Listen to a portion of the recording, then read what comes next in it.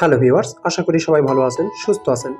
Computer starting মুহূর্তে অনেকগুলো error আসে। তো যতগুলো এরর আসে তার মধ্যে এইটি একটি সবচেয়ে বাজে রকমের এরর। সমস্ত ইনফরমেশনগুলো শো করে কম্পিউটারে যা যা হার্ডওয়্যার আছে। নিচে দেখতে পাচ্ছেন, please inter setup to recover bias setting, press F1 to run setup.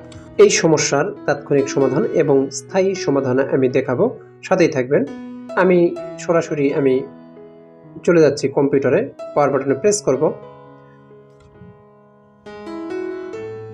চলে এসেছে স্টার্টিং পেজটি। সরাসরি কম্পিউটার স্টার্ট না হয়ে এই পেজটি ওপেন হবে। এখানে সমস্ত ইনফরমেশনগুলো দেখাবে এবং নিচে please inter setup to recover bias setting, press F1 to run setup অর্থাৎ এই ইন্টারফেসটি আপনি যদি স্টার্টিং মুহূর্তে দেখেন, আপনি ধরে নেবেন আপনার পিসির বায়োস ব্যাটারি অর্থাৎ cmos ব্যাটারি নষ্ট হয়ে গেছে বা ড্যামেজ হয়ে গেছে। তাৎক্ষণিকভাবে ব্যাটারি যদি না থাকে তাহলে বাসায় কীভাবে আপনি কম্পিউটারটি চালু করবেন, এর জন্য F1 প্রেস করবেন।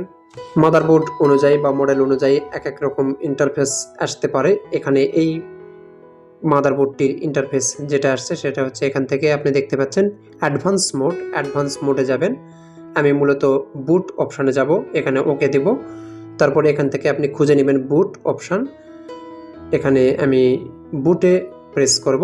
এখানে নিচের দিকে দেখুন, এখানে wait for F1 if error, অর্থাৎ কোনো ধরনের ইরর আসলে এখানে আমার ইনেবল করে দেওয়া আছে, এই যেটা ইনেবল করে দেওয়া আছে, তাহলে ওই ইররটি, ওই স্টার্টিং পেজটি চলে আসবে। তো এটা যতই আমি ডিজেবল করে দিই থাকবে না, কারণ এখানে বায়োস ব্যাটারিটি ড্যামেজ হওয়ার কারণে এগুলো সেট আপ থাকবে না, সবগুলো ডিফল্ট হয়ে যাবে।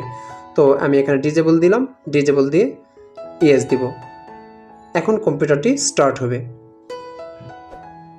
এটা হচ্ছে অস্থায়ী সমাধান, অর্থাৎ আপনার কাছে যদি বায়োস ব্যাটারিটি না থাকে তাহলে আপনি এইভাবে কম্পিউটার ওপেন করতে পারেন। তো এটা স্থায়ী সমাধান নয়। আমি কম্পিউটারটি শাটডাউন করলাম, আমি কম্পিউটারটি ওপেন করব। এখানে দেখতে পাচ্ছেন বায়োস ব্যাটারি, এই বায়োস ব্যাটারিটি আমি খুলে নিব। তার আগে আমি যেটা করব সেটা হচ্ছে পাওয়ার সাপ্লাই থেকে পাওয়ার কেবলটি খুলে নিব এবং ভিজিএ কেবলটি খুলে নিব। ভিজিএ কেবলটি খুলে নিব এই জন্য যে মনিটরে পাওয়ার থাকার কারণে শর্ট সার্কিট হতে পারে, এই জন্য আমি খুলে নিব। তারপর আমি যে কোনো একটা স্ক্রুড্রাইভার দিয়ে আমি এই যে লক আছে এই লকটাতে আমি প্রেস করব, পিছনের দিকে প্রেস করব, এটা খুলে যাবে, ব্যাটারিটি খুলে যাবে। ব্যাটারিটি আমি রিমুভ করে নিব। তো এভাবে সহজেই ব্যাটারি রিমুভ করতে পারেন এরকম একটা ড্রাইভার দিয়ে, স্ক্রুড্রাইভার দিয়ে। তা আমি নতুন একটি ব্যাটারি এখানে ইনসার্ট করব।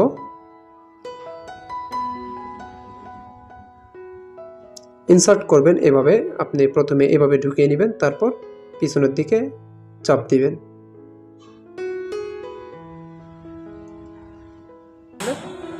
এভাবে শব্দ করে লেগে যাবে। তো আমার ইনসার্ট করা হয়ে গেল। এখন আমি কম্পিউটারটি পুনরায় স্টার্ট করব।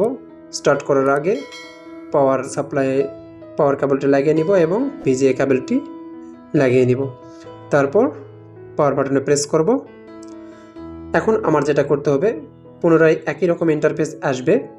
আমি টাইম অ্যান্ড ডেট সেট করে দিব। টাইম অ্যান্ড ডেট সেট করার পর আর এই ইন্টারফেসটি আসবে না, স্টার্টিং এরর ইন্টারফেসটি আর আসবে না।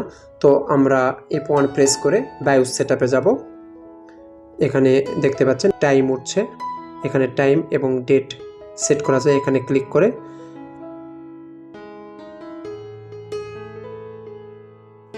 এখানে দেখতে পাচ্ছেন আওয়ার, মিনিট,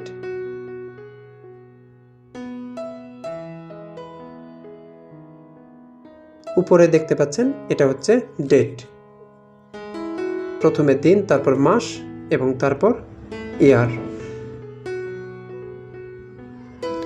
সেট করা হয়ে গেল, সেভ দিবেন। সেভ দেওয়ার পর এখানে F10 প্রেস করে এখানে save change and reset click করবেন, ইয়েস দিবেন। এখন রান করবে। সচরাচর যেভাবে ভালো কম্পিউটার রান হয় সেভাবে রান হবে।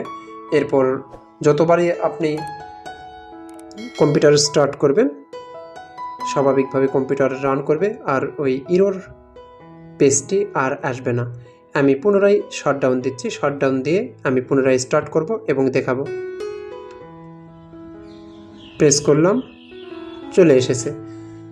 তো এই ছিল ভিডিও। যদি ভিডিওটি ভালো লাগে তাহলে অবশ্যই লাইক, কমেন্ট, শেয়ার করবেন আর সাবস্ক্রাইব করে সাথেই থাকবেন। আসসালামু আলাইকুম।